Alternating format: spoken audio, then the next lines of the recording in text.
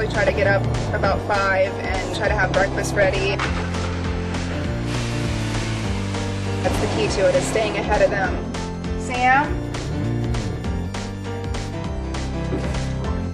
There we go. It's a very active morning. Just getting the children to school, we leave about 10 after 7.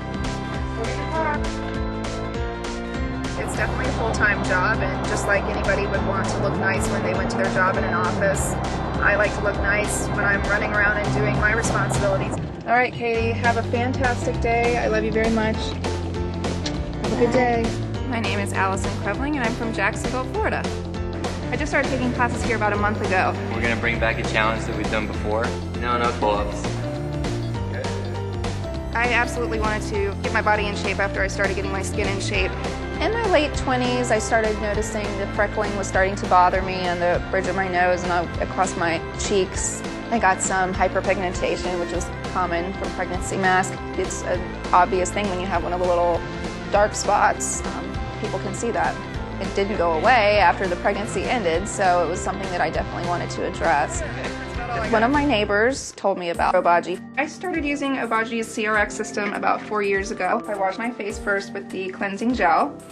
It can lead to a very clean feeling, which I happen to love. Next, we would use a toner. This is the clarifying serum. Use 5 to 7 drops, just pat it onto your skin. C exfoliating day lotion, which has vitamin C in it. So the last step in the morning would be sunscreen, which is always an important step.